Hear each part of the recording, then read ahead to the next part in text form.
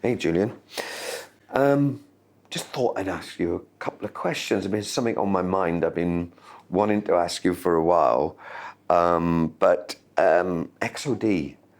tell us a story. You know me, I'm a big storyteller. I like the story, and the best stories, have the simple stories. But tell us a story about XOD. Where did you and the team, because you've really been steering this project for over a 12-month now.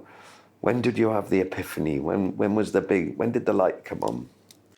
Well, the origin of XOD is me not understanding all the acronyms of pay-as-you-grow, MSSD, bring your own license, and so on and so forth. And so the first thing I did last year was to jump on the plane, go to the valley, and discuss with the vendors to try to understand, sorry for my French, all the bullshit behind all that. And listening to them, understanding that all of them were moving or willing to move to the SaaS, and all the challenges they were facing to do so. Because they are hardware, because they've got financial issues, because they are a listed company, and they don't have the freedom to do what needs to be done. That's the first thing. And the second thing is listening to our partners and understanding that vendors evolving in these directions, we're just creating so much complexity. And then I remember you telling me where there is complexity, there is money.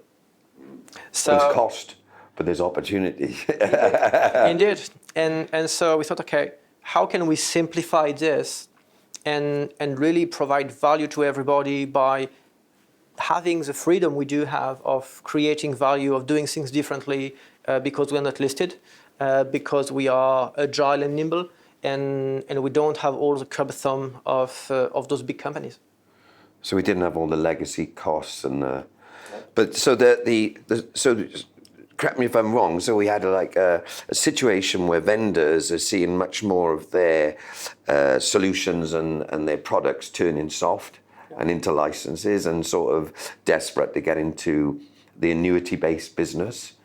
And then you've got partners who are beginning to see their market wake up to the benefits of an agile, sort of iterative IT strategy, if you like. It's moved from this very static way of buying technology to a more flexible and more dynamic way of consuming. But they had their issues with cost and complexity, how to get into the game. So, what happened then? Well, the dynamic is really starting thanks to the end users.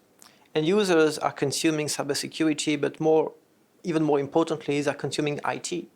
And IT has been transforming into this SaaS evolution already, with Office 365, with AWS, with Adobe, and all of that. And cybersecurity is just behind in terms of level of maturity.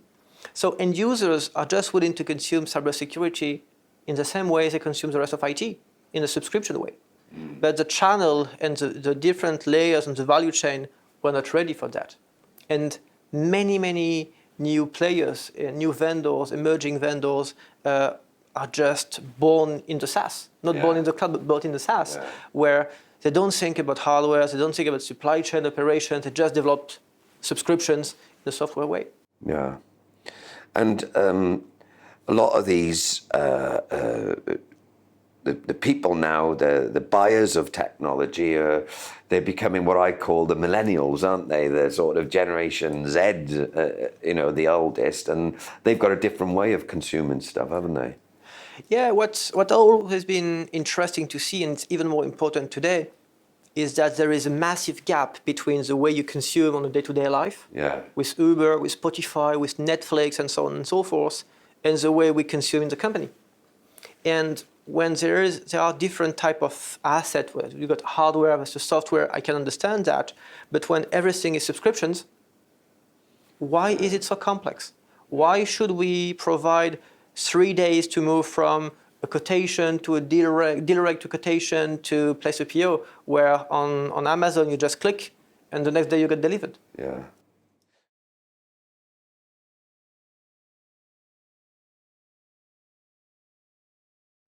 The other thing I'm interested in, and I'm sure our partners are interested in is the solutions that I've seen out there with marketplaces.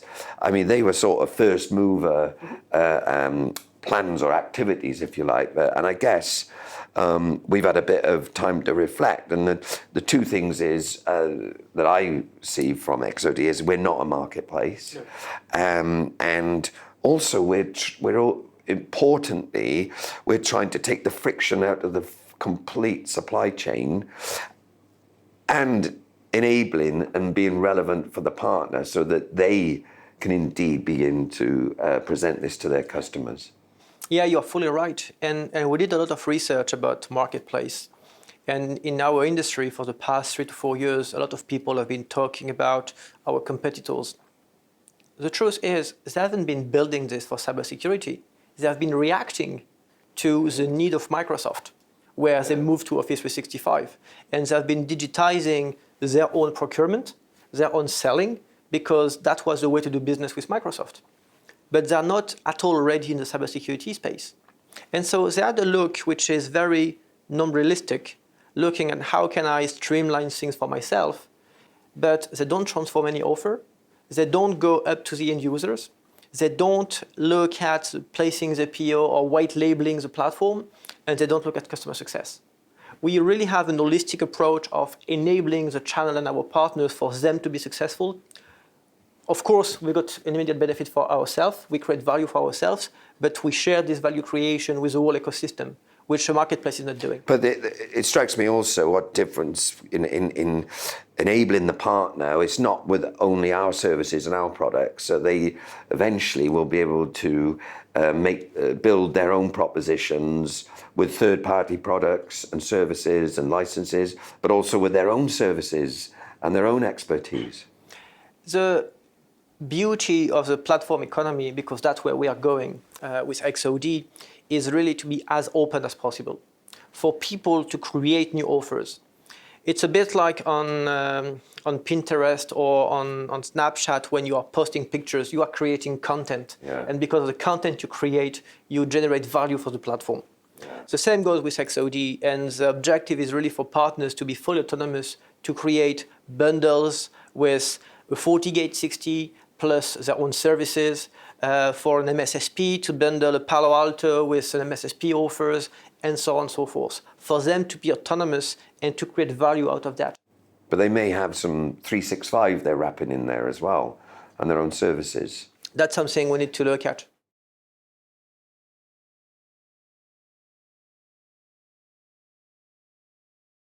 It seems to me there's this sort of transformation here of our platform from what's out there at the moment, a bit like the TV market. When I wanted, in the UK, we have Sky, we have Virgin, we have BT, and to get all those access to all that content, I had to have 3 or 4 or 5 different platforms and 3 or 5 different user interfaces, 3 or 5 different licenses and cost streams. But to me, this is the smart TV, this smart platform, where we take the need away for those discrete platforms and bring it in, and with the ability to white label it for our partner as well. Yeah, we looked at many other industries, and what you're mentioning is, should vendors build their own platform? But the value of distribution is to aggregate and to act as a multiplying factors. Yeah. Just imagine a world where Fortinet, Palo, Proofpoint, Exabeam, everybody got his platform, and every single resellers need to connect to 5, 10, 20 different platforms. Yeah, exactly. It's just a nightmare. Yeah. We consolidate and we aggregate everything through one platform, and people can buy everything there. Yeah. So wind the clock back now, and I know pioneers get arrows in their back. So you've got a lot of scars over the last 12 months, but you've built the team. What have they been doing, and what's excited them? Yes, we got a lot of scars, but I don't care.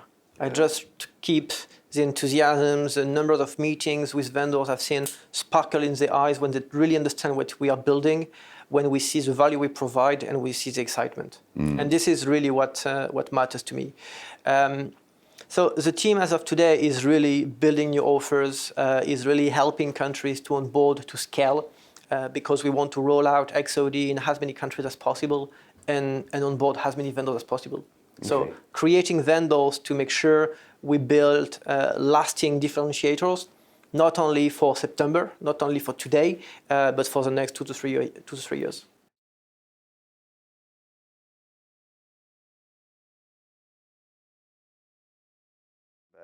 Have you got any funny anecdotes or stories from? Well, the one experience which was very interesting. It's the resellers. We struggled to convince him at first because he was not fully getting the point, and now he's sending emails to other vendors and helping us to send vendors because he wants to have everything in the platform. And those are the moments where, despite, as you mentioned, the scars because of the arrow on the back, you're thinking, well, it's in that I'm onto something. And those were a good moment.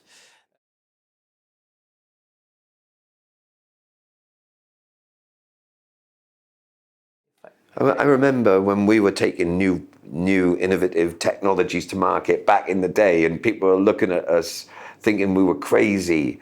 You know, we had a lot of doors shut in our face and a lot of phones were hung up back in the day, but we always said to ourselves, if it feels wrong, it's probably right. And I think it's the perseverance, you know, and the vision that we have, and not to be swayed is really important. That's, guys, that's our first little conversation with Julien, telling us the story. And everybody is really looking forward to the outside launch. But in many respects, we don't care that it's actually creating a life of itself already, isn't it? Yeah, outside launch are important, but to me, the soft launch and having the excitement from the vendors, from the sales guys, from the vendors, is even more important because, as I explained, they are the ones which are going to push it for us. And if I really want to get involved and I'm a partner, and you know we're doing a controlled launch and we're going as fast as we can, so be patient with us is the message. What are the 3 things they've got to be prepared to do to get involved and, you know, register their interest so that we want to build a backlog and we'll get round to them, but what have they got to commit to? What they've got to commit to is just one thing. Super easy. Signing XOD terms and conditions. That's all. But, you know, something given for nothing has no value. What have they got to have resource? Have they got to have a... On the reseller side? Yeah. Oh, they will be selling Palo Alto, Proofpoint in a different fashion, but down the road, they're selling the same thing. So they're being able to offer just simplicity. This is what I said about our story. All good stories are simple to tell. And remember, it's just like, it's a different way to consume. Exactly. And it's going to be really in tune with their market. And it will be quite revolutionary. So partners out there, resellers, friends, you'll be prepared as well to get some scars. But I'm sure we'll all have an interesting time. Definitely. Thank you very much, mate. Thank you, Barrie.